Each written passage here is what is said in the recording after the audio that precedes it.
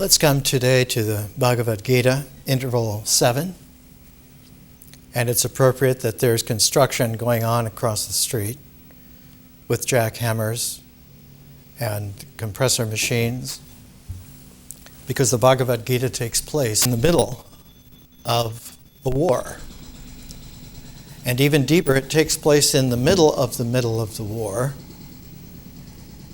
And even more precise, it takes place as a dialogue that pirouettes in two great spirals that interweave together and create a tapestry. With Gita is one of the world's great classics of spiritual wisdom. We live in an age where games take the place of learning, and where indoctrination and induction and initiation take the place of education. But the maturation of our completeness and our perfection requires learning and requires an education. The games that are played play a very important part, a trigger part, in the great epic, the Mahabharata. This is a translation in 12 volumes, one of the rare times that someone lived long enough to complete the entire Mahabharata out of the ancient Sanskrit.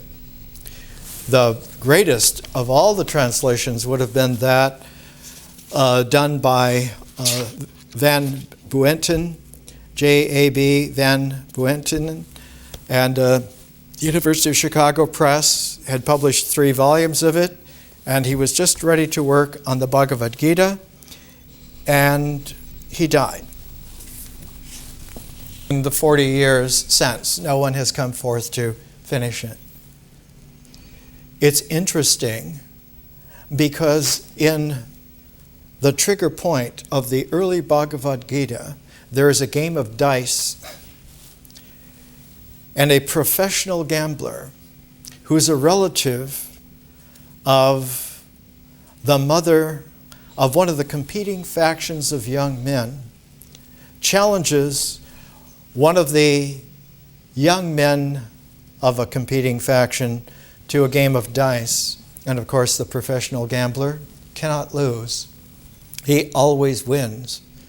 And in betting, constantly raising the stakes to try and recover, the figure loses everything, and his name is Yudhishthira. And Yudhishthira becomes later the great king of ancient India. His father is Dharma, truth, because his father could not in any way have sexual relations with either of his 2 wives. He was under a curse that if he did, he would die. And so he goes into a retreat, and the 2 wives, Kunti and Madri, to stay with him, to tend to him, to maintain the quality of relationality without having any hope for children, except that one of the wives, the first wife named Kunti, had a very special tie yogically with the sun, and that the sun had shown that there was a magical way for her to have a child, and gave her a son by the sun, and his name was Karna. And in the Mahabharata, Karna, as a babe, is put into a little basket of reeds and set adrift on a stream. And a chariot driver, just like a cab driver, sees the baby in the basket, rescues it, and raises the child, who turns out to be an enormous warrior, the son of the sun. He does not know his mother or his father, and he does not know that his mother now has remarried and has gone into retreat with Pandava. And Pandu and Kunti and Madre are talking, and all of a sudden, Kunti reveals that she knows a secret mantra from the sun by which children can be conceived magically. And so she conceives 3 sons with this mantra. And the first son that she conceives is Yudhishthira. He becomes the oldest. The second is a monster warrior named Bhima, which means the fearful one. And the third is Arjuna, the greatest warrior of all time, particularly famed for his accuracy with the bow. The other wife, Madre, realizes that she would like to have a magic with the mantra, and it is loaned to her, and she has twin sons, Sahadev and Nakula. And so these 5 sons of Pandu have all come magically, 3 and 2, and as a 5, they now constitute a royal challenge because Pandu was the legitimate king of the whole complex of kingdoms. But because he could not have a son, he gave over the rule to his brother, Dhritarashtra, who unfortunately could never have been a king under any special circumstances because he was born blind. And blind Dhritarashtra then holds not the kingship so much, but the stewardship in case and when Pandu returns, or his sons return, if he is able to ever have a son, to take over the kingdom again. The 5 sons of Pandu, when they are mature, when they're in their 20th year, they're all born about the same time, they're all magical, so they're all about the same age. And when they come back to claim their right to the kingdom and Yudhishthira as the king, the 100 sons of Dhritarashtra and his wife, led by a very fierce young man named Duryodhana, refused to give it up. And one of the lines in the Mahabharata, he says, I will not give them an inch. I will not give them enough soil to occupy the point of a needle. If they want anything, they will have to fight for it. And we have all of the power figures of our time. We have, as leader of our side, Bhishma, who would have been the king, except that he took a vow never to have relations with women, therefore never to have a son. And Bhishma is this fabulous old warrior, a general of great strategic capability. And right next to him is the teacher of warfare, Drona. And then who comes into the household but Karna, who strikes up a special relationship with Duryodhana. And so you have pitted against the 5 Pandavas, 3 of the greatest warriors of the time. And while Yudhishthira is a very special person and obviously a king, royal, he is not the kind of warrior who's a match on the field, whereas Bhima is and Arjuna is. But they have a third ally who makes it even. And the third ally that comes in is Krishna. Krishna, who has taken the form of a man to be able to participate for a while in this great threshold drama. The threshold drama was a war that actually took place in ancient northern India, near where the Yamuna River, large river that flows down now to where it flows into the Ganges, and New Delhi is located there. And further up the Yamuna is the land of the Kurus. And the field of the Kurus, Kurukshetra, is where the great battle of the Mahabharata, the great Indian War, takes place. And historically, it took place in 3102 BC, 5,000 years ago.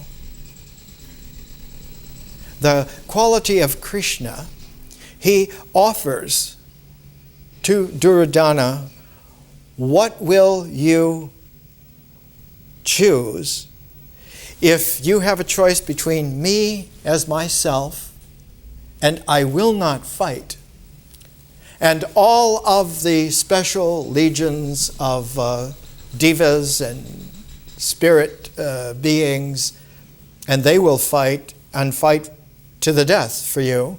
Which will you choose? And Duryodhana says, well, I choose all of these figures. Arjuna looks over to Yudhishthira and he says, I choose you. He says, knowing I will not fight? Yes, I choose you. Because there is something about Krishna who is able to evoke and bring out very special extra efforts, extra powers. And the central figure for whom he does this is Arjuna. While he is training with Drona, Drona sets up a fake bird like a hawk on a spinning wheel way up on a pinnacle, and he has all of the young men raise their bows and arrows. Peter Brook's great film, 6-hour film on the Mahabharata, has their arrows and their bows drawn. This, then Drona asks, what do you see? And they see the bird, they see the sky, they see the pinnacle, they see the bow, they see their arm, they see the arrow, and he dismisses all of them. Go back, sit down. Arjuna, when asked, says, I see the eye of the bird. And what else do you see? I cannot see anything but the eye of the bird. Shoot, says Drona. And Arjuna sends an arrow completely through the eye. Watching this is the entrance of Karna when he comes in and says, I can do just as well. And takes a bow, has the bird spin, and puts the bow behind his head and without looking, shoots. And then says with great warrior pride, I hit it in the left eye. And so one gets the sense that there is an imbalance, slightly, where the Pandavas, though they have right on their side, Dharma on their side, the strength, the authority, the machinations of the Kurus are going to win. They're going to be greater. Except that with Krishna, and with the deep capacity to go even deeper than Dharma, or one should say in the ancient tradition, it was never so much deeper. It's not that the spirit is an inner life, but that the spirit is Himalaya ranges of outer capacities, resonances of oneself that can be evoked, can grow, can increase. And so it is called then not just the field of Dharma, which is complete, the natural cycle of our 4 phases, from nature to ritual to myth to symbol, is a complete circle. It is completed. The mind in its symbols can complete the cycle of nature. And this is truth. This is Dharma. But there is beyond that something further, and it is traditionally called in India the high Dharma.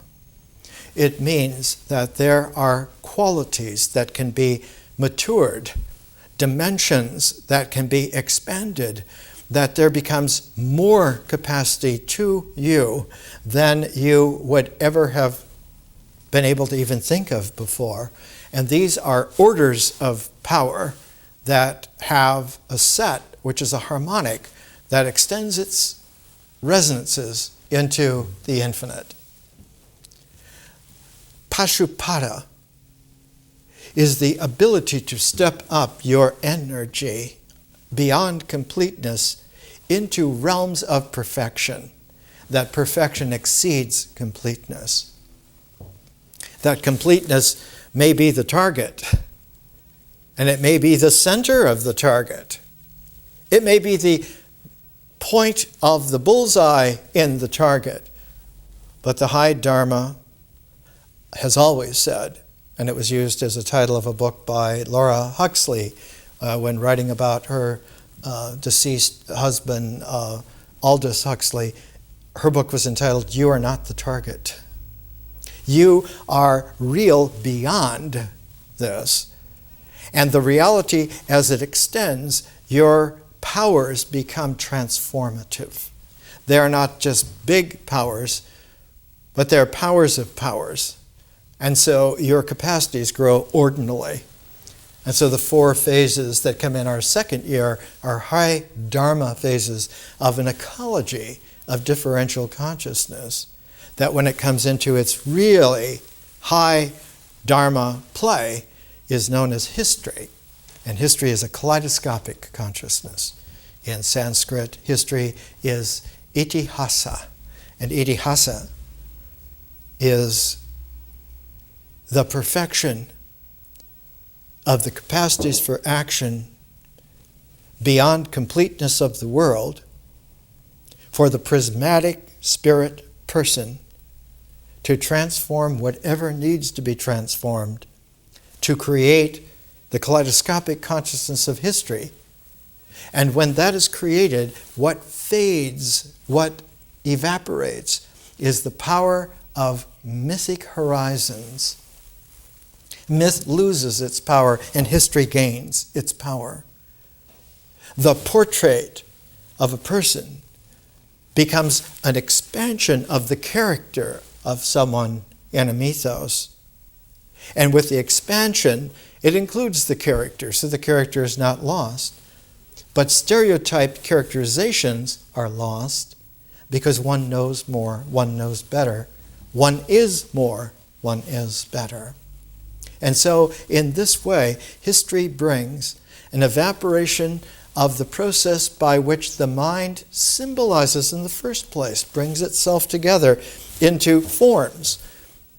And now the mind must learn, instead of looking back to the world, must look forward out to the stars, must look out to possibilities, and that its source now becomes not myth, but vision. And when vision is the source of the symbolic mind, symbols now learn not to aim for completeness, but to aim for a reasonable completeness that leaves openings whereby change can happen, whereby the circle is not completed but is extended, and the form that does this is the spiral. And so with the mind now able to source itself in vision, instead of a circle and its geometries, one has a spiral and its chiral, kinetic, magnetic qualities and dimensions. And as that spiral continues, it opens out more and more. And so you get a universal form of a spiral that at each turn opens further and further, and its extension is to carry the field of consciousness into play such that at any point on the spiral, one also is accessing the field of, in our Western tradition, we call that the cosmos. In India, it is called Brahman. And the portrait of the spiritual prismatic personation of Brahman is Brahma. And it is Brahma who comes and finds a special sage named Vyasa, who is getting set to compose the Mahabharata and to put it into writing once and for all.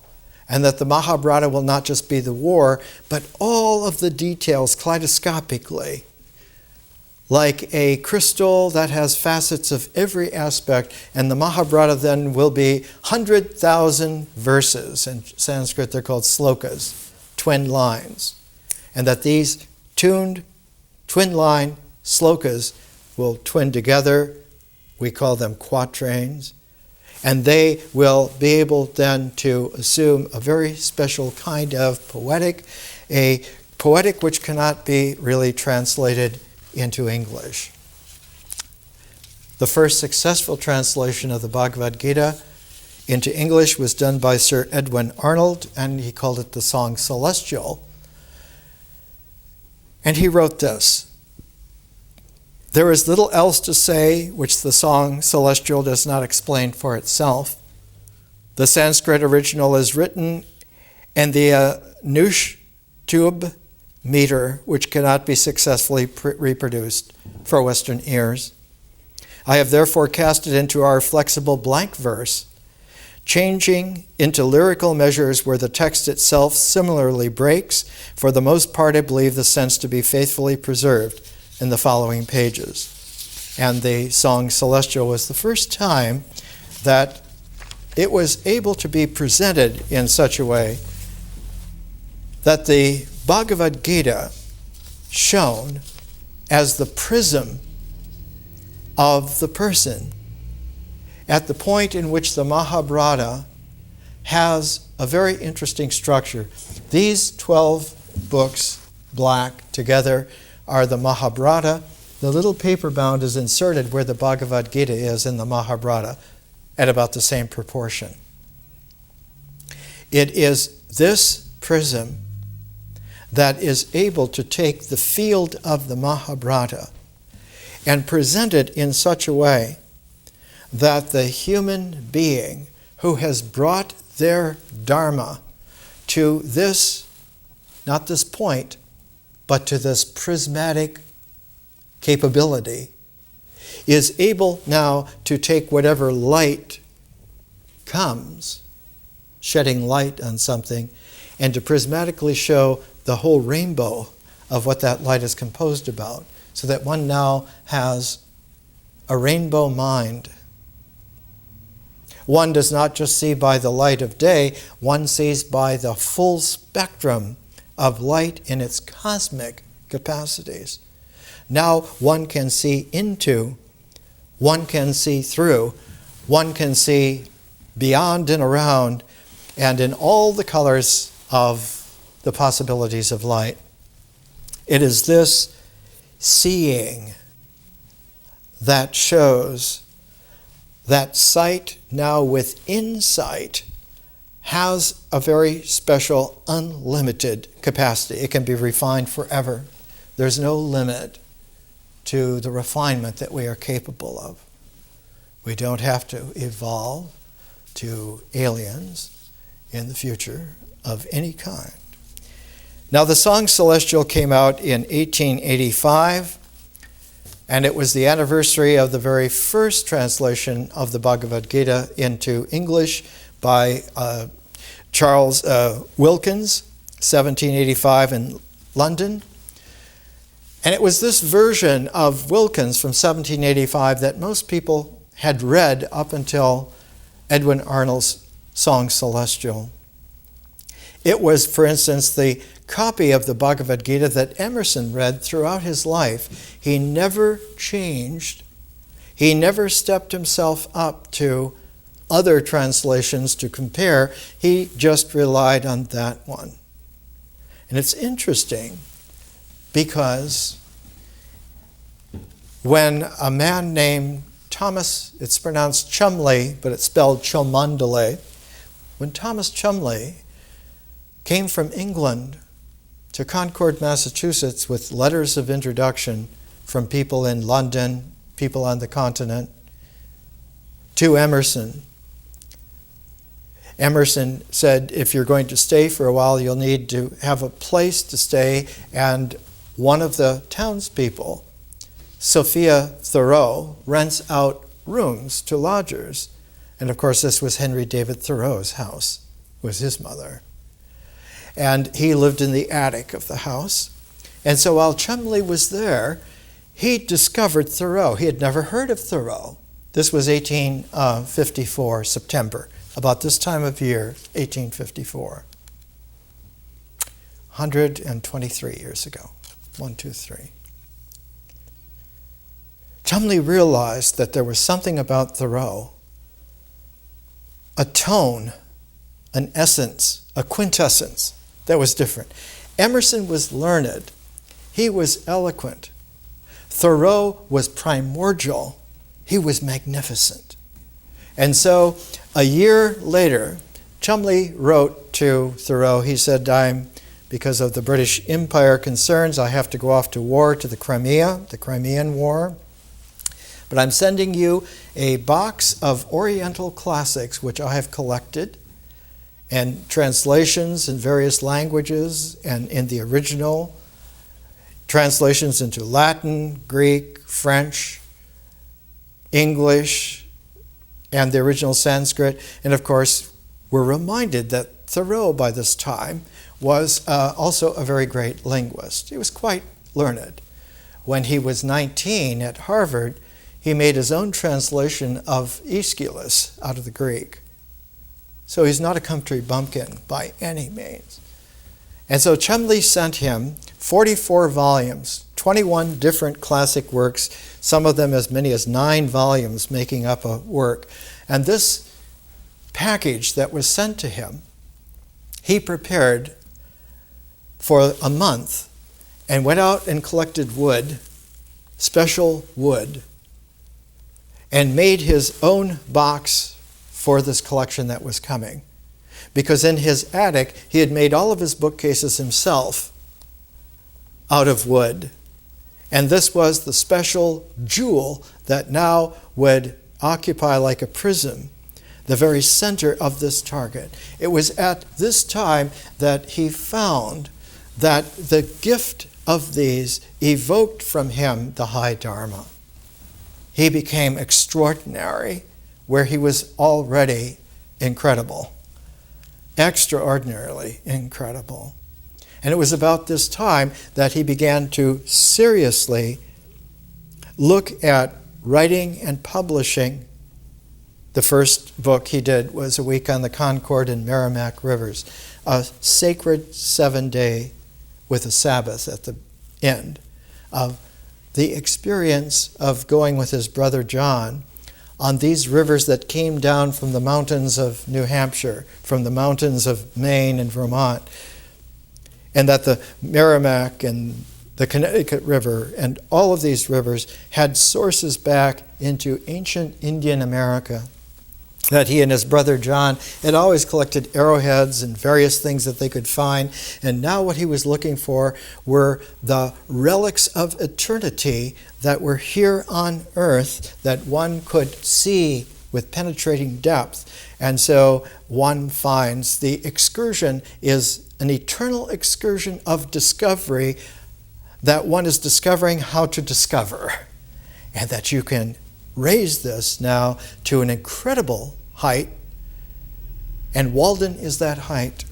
Walden is an American Indian vision quest of going out by oneself to find out about finding out in ways which are now newly pulled out of you, so that at each day, in each week, in each month, one is having to go through everything all over again because it's all fresh with new capacities.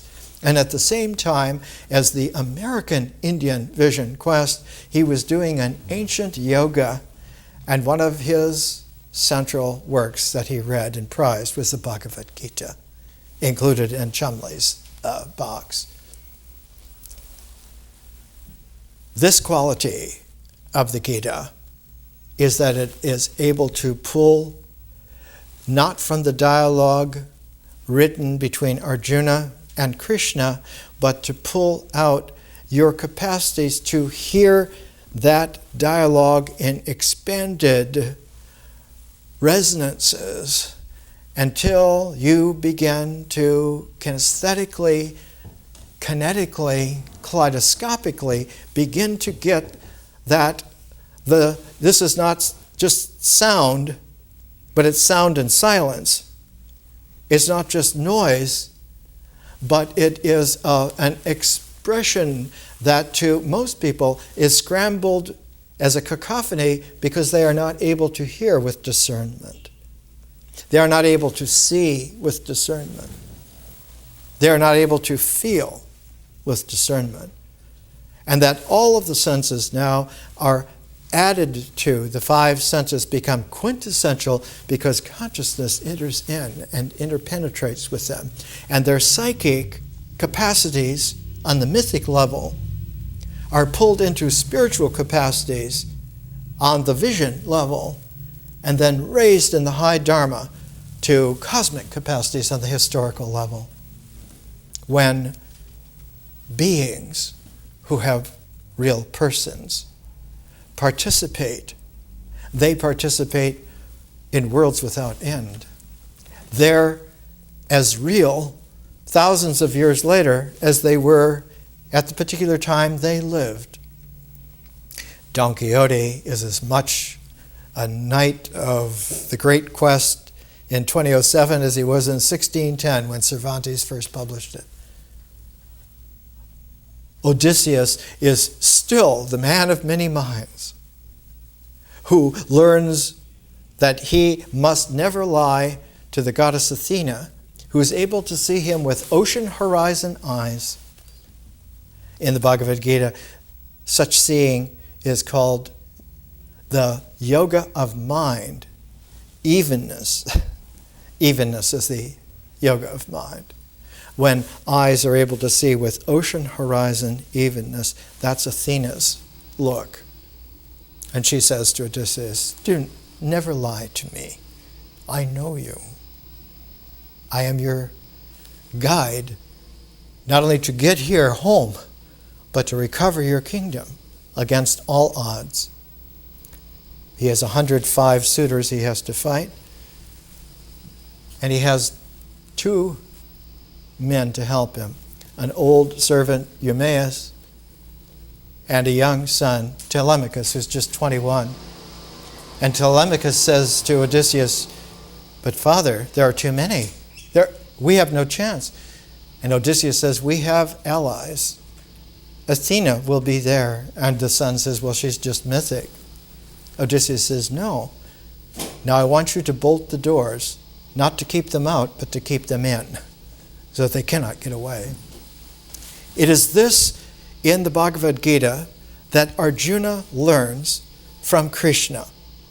He learns that no matter how incredibly complex and horrific the whole spectacle is going to be, not only brothers against brothers, relatives against relatives, teachers against teachers, and that the entire young manhood of all of northern India, the estimates run as high as 2 million men, brought together in a massive confrontation. And as the confrontation begins, the conch shells blow on the backs of elephants, and the plumes wave as the most powerful men in that part of the planet get ready to vie between each other. And 2 great lines, making much more noise than cement diggers, are shouting at each other. And in the midst of that final shout, the battle cry, the victory cry, the special conches that have all names are all blowing in that din of the world. Arjuna, who is the greatest warrior of the day, has his charioteer Krishna ride out between the 2 armies in the space in between, the open space. And in a fraction of a second, the entire Bhagavad Gita takes place, but is spread out to 18 parvans so that we may slow it down enough for us to follow what is being said and seen. And when that split moment is over, we are shown that no time has elapsed whatsoever, that the Bhagavad Gita never takes place in time. its occurrence is kaleidoscopically in eternity, in Brahman. And it is Brahma who comes to help Vyasa write. And he says, you need to think of a scribe to write this down. And so Vyasa says, I choose Ganesha. Who will be the scribe? The elephant god, the lord of obstacles, to overcome the obstacles of a written language, of a completed mind, of a closed circle, to overcome those and to write a spiritual language in a poetic, takes someone like the Lord of Obstacles to overcome. And so Vyasa and Ganesha, with Brahma nearby invisibly, and a young boy who is constantly asking, well, who does this involve? And at the beginning, in Peter Brook's Mahabharata, and here's a CD of the Mahabharata soundtrack, Peter Brooks has Vyasa say to the young boy, it is about you and everyone and their future and their past realized fresh, so that the present moment becomes an eternal presence. And what it does, the capacities for spiritual resonance for everyone are established. The contact does not stop with your mind. It is not finished with completeness. It is able to be prismatically resonant, so that visionary capacity becomes now itihasa, becomes historical doing, so that the actions are no longer karmic, but they are transformative of all karma, including the karma that is organized into completeness in the mind. And once the mind learns that the identification of the completeness of the mind and its logic and its geometry, referencing back to the completeness of the karmic actions that have been done and the karmic laws that are in play, that entire ensemble is now transformable. And transformable in such a way that the mere opening of a door, while it lets in the cacophony of the world, it also gives us a chance to slip inside the silence within a silence. And a poetic language dances through the mirror of the mind and performs not as a shadow on the wall of a cranium, but performs the kaleidoscopic involvement of itihasa, of history. And in this way, Vyasa's poetic, through 100,000 verses, uses the prism of the Bhagavad Gita to show us the orders that are evocable now through all of us. More as we take a break.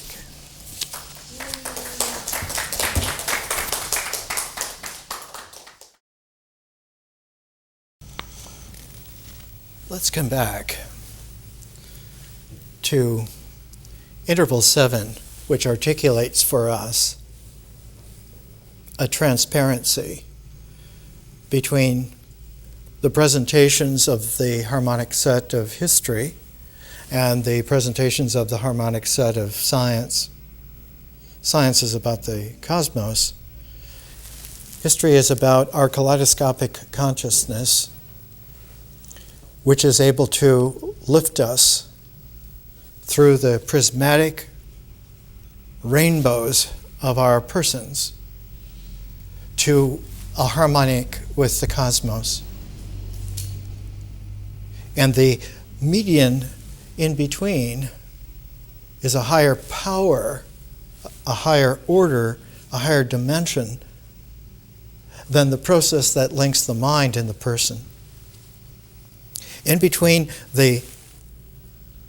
and you can see the utility of our phases, in between the symbols phase and the vision phase, we used as the articulate opening of the frame we used Patanjali's Yoga Sutra.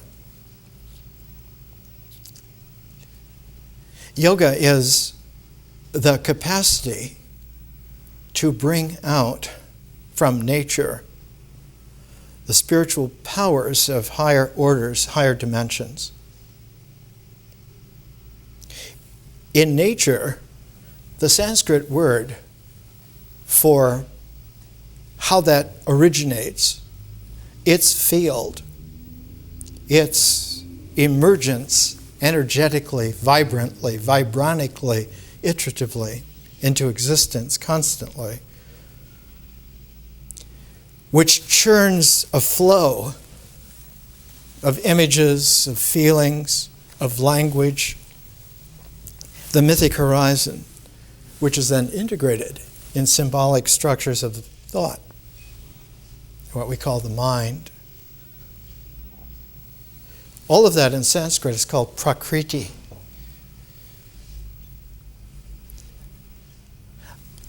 When I was first delivering formal lectures on the Gita in 1978, I used to pass out handwritten notes, and I called her Ma Prakriti. She invites us to be and to experience and to bring it all together with meaning and know what it is. But even with Prakriti is Purusha. And Purusha is not in the square of attention that Prakriti completes. It's not in the circle that then has its completeness.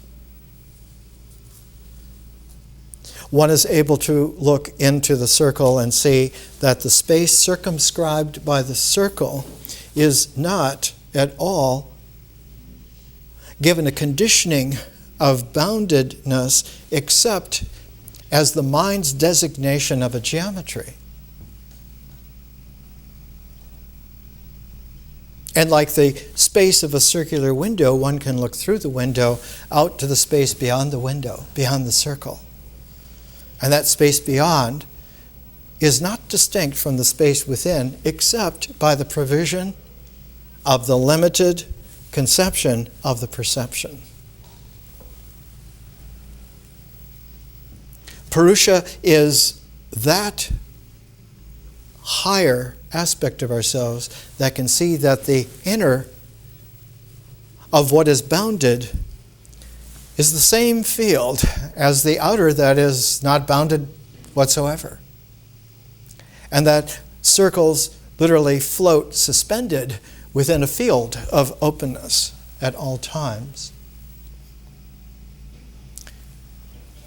In terms of existence and in terms of ideas, we have to be limited rationally. And Prakriti invites us to do this. But she also issues an invitation to a different kind of dance. And that different kind of a dance has the ability to have the dancer now not limited to the figure that it makes in actions and in existence, not limited to the configurations of experience, with the character of the configuring being understandable as someone, and not at all then curtailed by the completeness of the mind's ordered structures, but to accept the invitation for a quintessential dimension of visioning, of differential consciousness, and of being able then for the Purusha to come into a special prismatic form. It's not an existential form that has a karma. It's not at all a conceptual form which has a referential back to karma for its certainty of existence. And it is not dependent upon what the experience has delivered out of the karma and has integrated out of the understanding of the meaning of that. And so one of the great deceptions is half learning, where one thinks the integral completes everything. And the response from the high Dharma is, yes, it completes everything. You're halfway there. And so Krishna invites Arjuna to see that there are two ways. The one in ancient India, the rational way of specifics of karma, of limited, exact completenesses of thought. That was called Sankhya. Sankhya. The other, which was an evenness with it, equal to it, is called yoga. And that yoga is able to take the Sankhya of your Hatha yoga, your Karma yoga, your Jnana yoga, and put them all together in a Raja yoga that invites an opening into consciousness. And that opening into consciousness through a Raja yoga shows that the completeness was exactly complete, and it is only a circle. And that now, with higher orders of dimensions, that circularity of completeness is able to transform to the spiral of perfection. And its perfection is not to integrate, but to differentiate. And so its higher power is not just differential, but kaleidoscopic. One now is not just differentiating a rainbow, but one is able to differentiate colors without end, rainbows without end. The Gita, occupying a prismatic, jewel-like setting in the Mahabharata, is like the jewel that is there in the setting of the Great Indian War. It's called Bharata because the origin, ancestor for all of this was named Bharat, and his mother was named Sakuntala. And Sakuntala is the one who gives birth to the whole higher orders of history of man in India, somewhere around 3200 BC, about the time that in Ireland they were building Newgrange, about 500 years before the Great Pyramid. That this is the way in which, if we understand the focus of the jewel, of the prismatic jewel, we are able then to participate in the entirety of the Mahabharata, not as someone who is karmically enfolded in it, not someone who is ideationally limited to try to find what is the meaning of the correlations, of the geometry, of the integrals, but is free to explore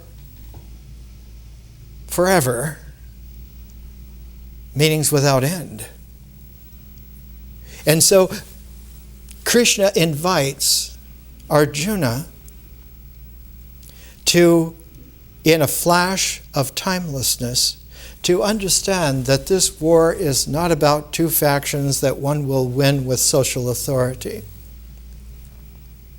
It's about the reality of our spiritual person, the Purusha, stepping free into the kaleidoscopic play of history beyond the limitations of a karma, beyond the limitations of a mind and its mentality, to explore the transforms that are now invited forth. Any species that cannot do this for itself regresses back, cannot find its way in the cosmos, cannot live a history, cannot prism the art of the spirit, cannot enjoy the differential conscious field of vision, and falls back in regression to where its highest capability is the completeness of a mind's understanding of something and a experimenting by toying with existence to find out what kinds of experiences would come out of that rather than experiments. A classic case of this are the abductions by the Greys of UFO aliens.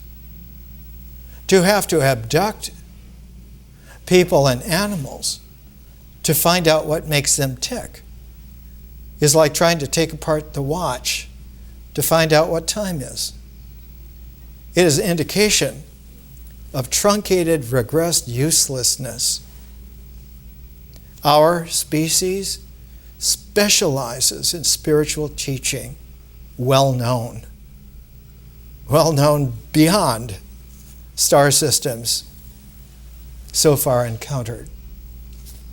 We're looking at a very particular way in which a world faced with the transforms of history and science to such an extent that from 1785 to 1885 was a jump from the Enlightenment through the Romantic Revolution to the Industrial Revolution and the power of the modern state to wage a technological mechanical war.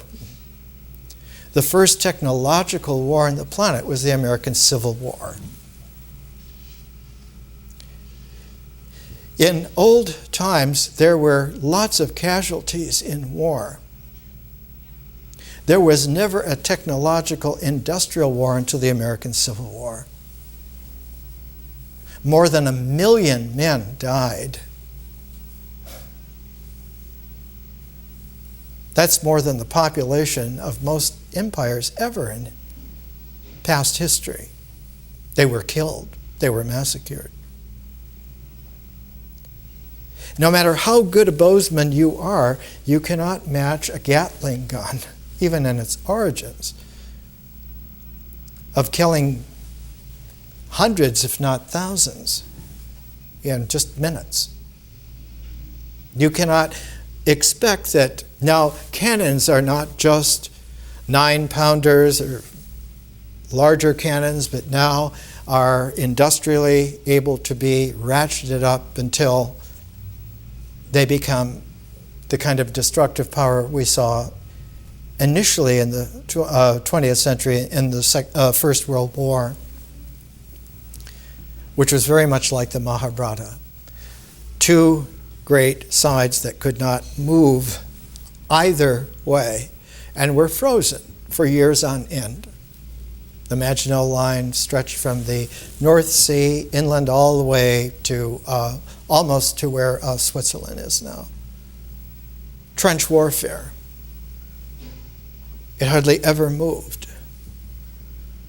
And now that trench warfare stepped up through the Second World War, through the development of atomic weapons, through the development of missiles, through the development of incredible technical weapon systems. Obliteration is a certainty. And the only way to obviate that is to transform the entire field. All of it must be changed. But if we depend upon a limited mentality to do the change, it's like hiring the executioner to acquit us. The limited mind is an assassin, and becomes so because it is constantly having to defend its authority, its completeness, its certainty against incursions. And the biggest incursion is the threat of learning something new. The threat of learning that there are no enemies, that the conflict, the struggle, the violence is completely fictive and made up. And the great karma yogi of our time was Gandhi in India. And one of the great books by a very high-class writer, Haridas Mazumdar, with a foreword by Will Durant, who with his wife Ariel wrote a history of civilization in many, many volumes, 10 or 15 volumes. They lived here in Hollywood in a big, beautiful house up north of Hollywood Boulevard. Gandhi versus the Empire. And the book is dedicated to Henry David Thoreau. It is dedicated to the memory of the almost forgotten American hero, Henry David Thoreau. And one of the peculiarities of Thoreau, as we saw in the first part of the presentation, was that he was someone who was able to step up beyond the even extraordinary yet limited capacities of Emerson. When Emerson was 17, he wrote a book on Indian superstition, the superstition of India, and castigating Brahma and Brahmanism as the worst kind of slavery and primitiveness. And it was only later that he was able to discover that the Bhagavad Gita and the Wilkins translation of 1785 showed him that there was more to it than he had supposed. But it was Thoreau who constantly grew, who in his resonances became a founding kaleidoscopic theme that was taken up right at the end when Emerson, as an old man, was curtailing, no longer lectured, no longer wrote, was becoming enfeebled, was perishing as someone who was old and worn out. Thoreau's legacy was gaining its Purusha and became an emphasis in Concord of what was called the Concord School of Philosophy. And its founder was Bronson Alcott, the father of Louisa May Alcott and several others. And we'll put this in the presentation notes. This is the garden scene of Orchard House and the hillside chapel that was built with contributions. And in here you find, incredibly, when they opened their doors in 1879, you begin to find a curricula which is extraordinary.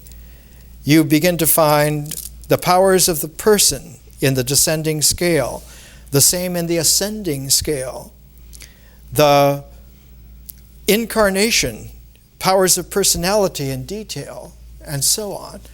And many of the great teachers of the time, William James came and delivered 3 early lectures on psychology that became the foundation of his great world textbook, Psychology, in 2 volumes, 1890. He was here 10 years before lecturing at the Concord School of Philosophy.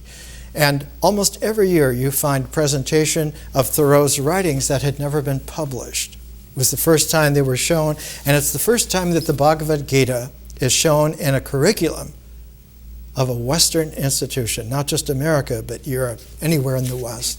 It's the first time that there was a beginning realization that the Bhagavad Gita is ours if we can read into it. And so the first really great translation of the Bhagavad Gita was not published in Europe. It was published in Boston in 1887. It was published because Mohini Chatterjee realized that Boston was the prismatic place where the ancient great wisdom, the great spiral of the high Dharma, had its strongest traction, and so it was published there. And it's interesting, just to show you a little bit of a geometric insight. The word individual spirit, if interrupted by a Bodhi tree bookmark, it covers all of the word except it. If you stay with individuality in the dimensions of the spirit, you will automatically end up with an integral geometry of it itness. The Gita knows that because in ancient India, the Sankhya system did exactly that more than 6,000 years ago. It precisely, accurately ended up with itness. One understood completely, mechanically, perfectly, mentally, precisely, that all of this was explainable thus and so. And the development of yoga was to pull us through that delusion into the realms of the real. And by pulling ourselves through to the realms of the real, someone has to address the art of presenting war in such a way that it's not the victory of the war that counts. It is the victory of truth, of Dharma. This is Peter Brook standing in front of hundreds, if not thousands, of extras. Brook was very famous as a director of Shakespeare's plays, and the man who did the screenplay for him of the Mahabharata, his beautiful Gary O'Connor, he was the director of the Royal Shakespeare Company. And so the whole screenplay of the Mahabharata has a Shakespearean quality to it, because Shakespeare is all about the Purusha.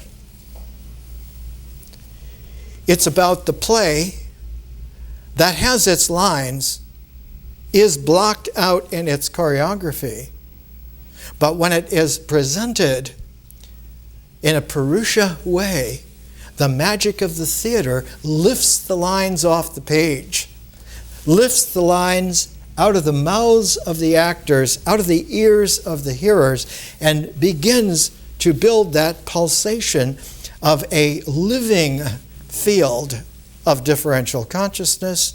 All the world then is a stage, and that the kaleidoscopic spiraling of the performance takes itself completely out of the limitations of the circle.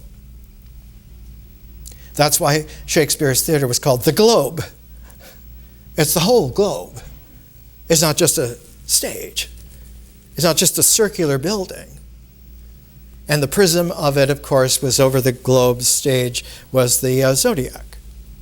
So that all of the action took place under this halo of the celestial cycle of the sun, but outside of the celestial cycle of the sun is the whole starry field of the entire Milky Way. The galactic reaches. One of Peter Brook's great books about theater, very thin, about 140 pages, is called The Open Space. And if you cannot perform in an open space, no matter where you are, you're a two-bit actor. You're rote. You're just playing a role. You're just doing a part. But there is such a thing as the magic of the theater that lifts out. The Bhagavad Gita is just such a conversation, such a dialogue. It is like the dialogues of Plato. When they really get their kaleidoscopic elan, the dialogues of Plato become a scintillation where one ascends and rises in dimensions of what is really going on, what is really possible.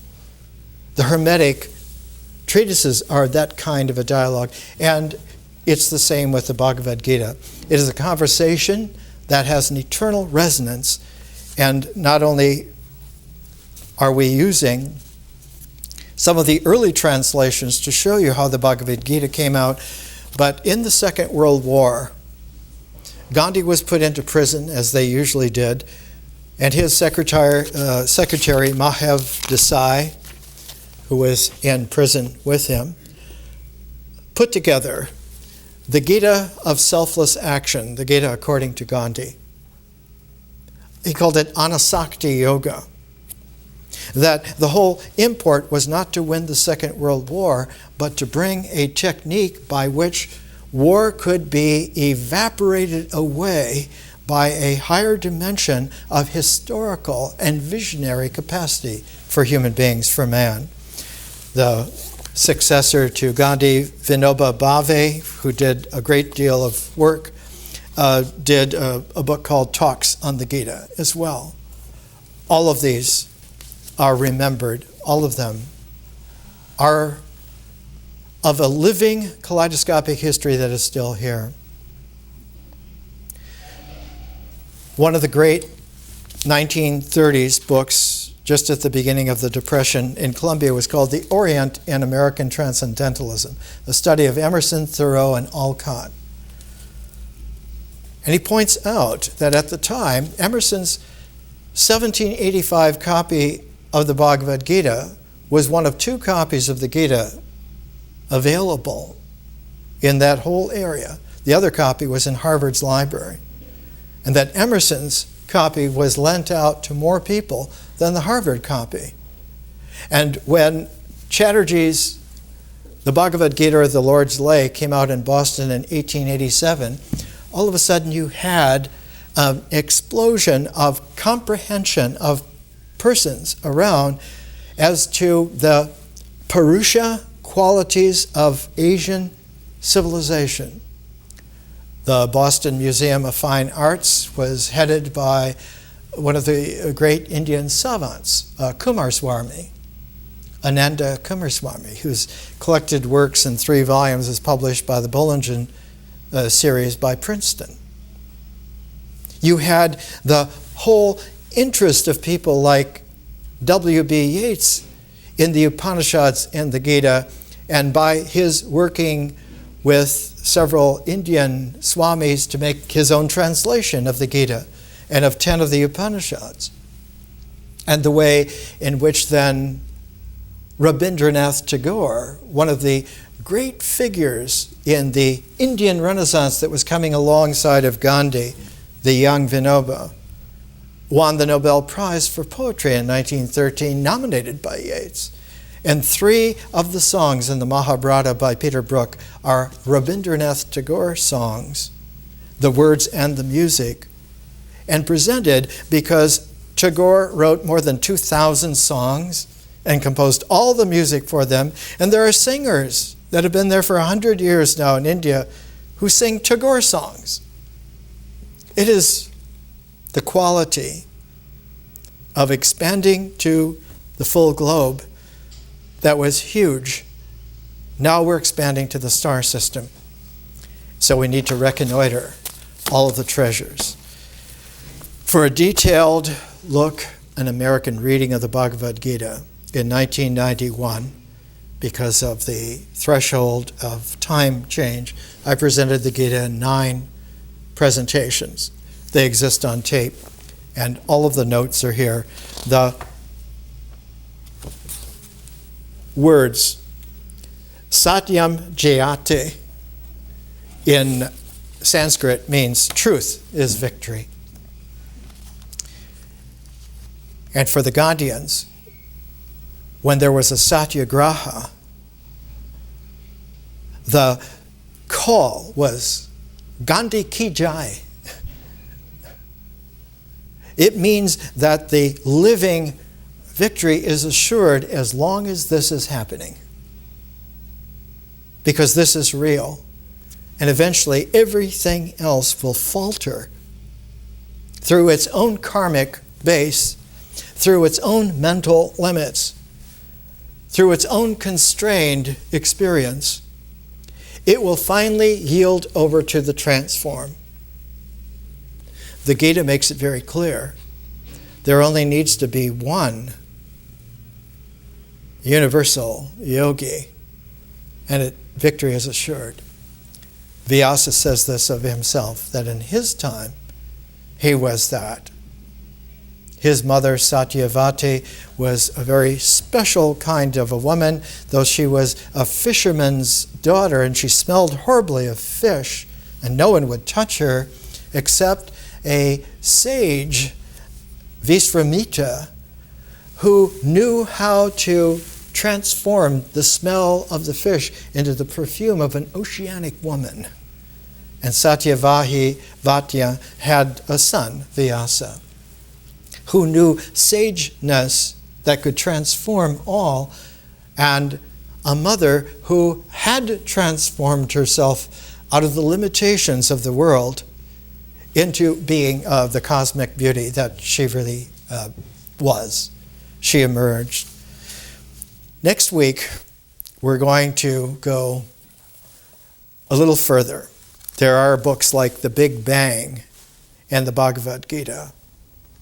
There are books like Easy Journeys to Other Planets concerning the Bhagavad Gita. And next week, we're going to take a look at two of the Purusha figures of the early 20th century, Einstein and Niels Bohr. The beginnings of quantum and the beginnings of relativity. But we're taking it paired because it is the tuning fork pairedness that when struck with someone who is working with a harmonic brings forth the evocations for us of higher dimensions, of further capacities, and the limitations that were there no longer obtain. One of the keys to it, of course, is language, and one of the great translators of the early Bhagavad Gita published it in 1875 in the Sacred Books of the East. The Sacred Books of the East were 50 volumes. It was the first time that there was a Great Books of Asia series in the West. And the editor of it was Max Muller. And in his life, most Europeans criticized Max Muller as being vain, as being somebody who really stepped out and made himself special. And he was special. This is a tribute to Max Muller by Indira Gandhi, the daughter of Nehru and the President of India at the time, published by the Shakuntala Publishing in Bombay. Many European scholars enabled the modern world to discover the grandeur of ancient Indian thought and gave Indians themselves a new pride in their heritage. They had let it languish for centuries. Max Muller's name stands in the forefront of such scholars. Not only was he a student of the sacred books of the East, he had deep sympathy for the aspirations of the peoples of India, and he befriended many of our country's leaders. The 150th birthday anniversary of this great scholar of Germany, who came to be considered a rishi by Indians, is an occasion for all to express our gratitude to him. My good wishes for the success of the commemorative celebrations which are being organized in Delhi. Max Muller was such a genius, he did his own translation into English of Kant's Critique of Pure Reason, among many other things. But for us, the most indelible exemplar is the way in which Thoreau, accompanied by Bronson Alcott, to try to do something in New York City about his eyes, were staying in a hotel room.